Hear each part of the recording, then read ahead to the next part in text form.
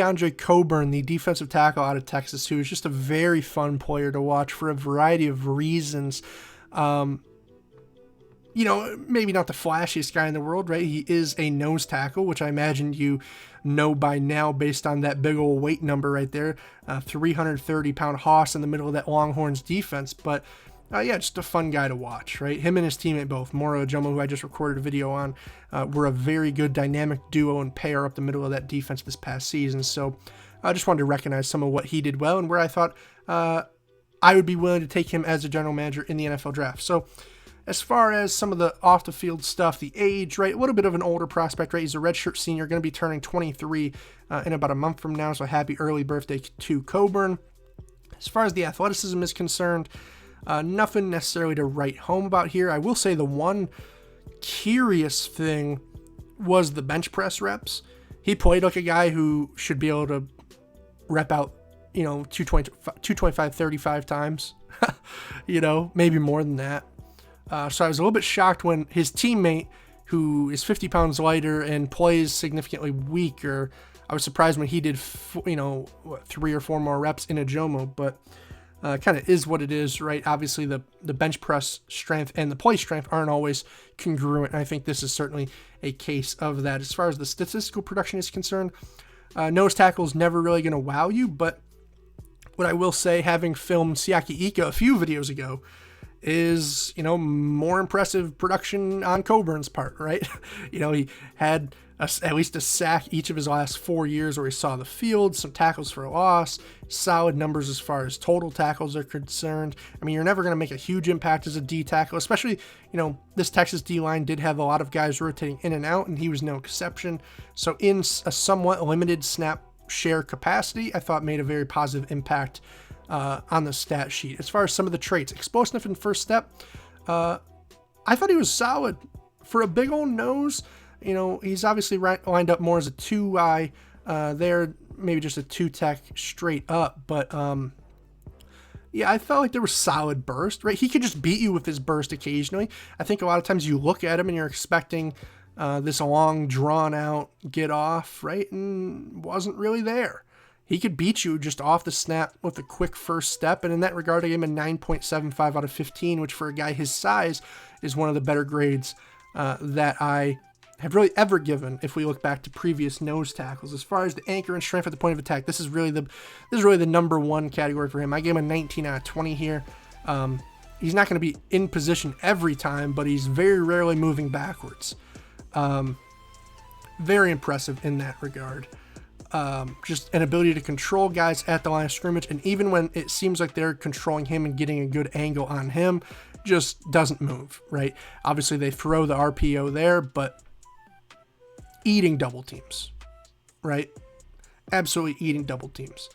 And that's really, to me, what stood out the most about his game, I should say. But he wasn't inept as a pass rusher either.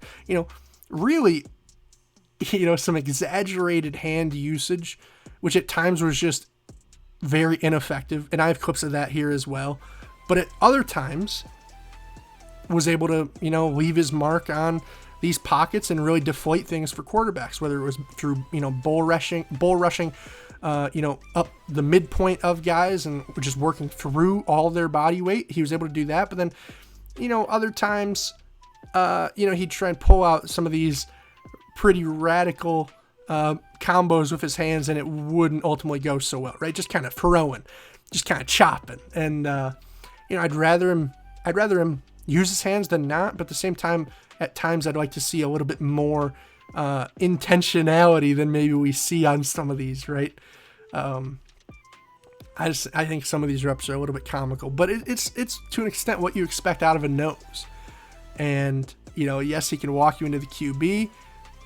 I mean, very nice forced fumble there, but I think there's some room for growth just as far as working on improving, sort of, just like I said, the intentionality of some of these hand strikes, because he's certainly a violent guy. And that's evident as a block shedder against the run, or, as I said there, as a pass rusher with his just raw hand usage. But I'd like to see more violence and less just throwing it, I don't know. Maybe I'm nitpicking a little bit there, but Yeah, just as far as the block shedder, I don't want to say impossible to block one-on-one, but very difficult, right? Does a very good job of almost naturally creating that separation. You know, a lot of times we talk about, oh, get your good hand placement and then bench press that guy off you. It almost just seems like his initial hand strike and hand placement is enough to create enough separation. So it's really interesting in that regard. As far as, you see it here, the finishing and tackling I thought was generally solid. For a nose tackle, you don't expect these guys to have a ton of range necessarily. But Coburn was a guy who, especially compared to, say, Siaki Ika, I felt could make plays more so laterally than Ika could. He could make an impact in different areas of the pocket. Let's say, right, a QB doesn't take one step and Coburn's just out of the play like, say, Siaki Ika was at times, which is very frustrating on Ika's end, but I thought a slight positive on Coburn's behalf. The motor, I think, is maybe where some concerns lie. Just could be an inconsistent player, I'll say. And I didn't necessarily see that at first, but as I've come back to his film and watched more games of him, there's some games where I was able to get 9 good clips, and then there's others where it's like, well, there's maybe 2 positive plays, right? I think Alabama and Kansas State stood out as two of those high-end games, and that's like, well, you keep watching, and well, maybe he's pretty silent against, say an Oklahoma, right? Games of that nature. I don't know. Just a little bit too hit or miss for me at times for a guy who's supposed to control the center of the defense, right? But at the same time, I thought the splashes were good enough to warrant the grades that I gave. As far as the leverage is concerned, solid. At times could maybe play a little bit high, but even then it's tough to make him pay for it, right? Even if he's standing up straight a little bit earlier than you'd maybe like, let's say, he's just such a big man and such a powerful guy that, your little tiny guard's not going to be able to do anything about it. In that regard, I gave him an okay grade there because, the leverage is a bit of a question, but when it doesn't impact your play, is it really, right? So in that regard, overall, Coburn's a fun guy to watch. Are there some limitations? Sure.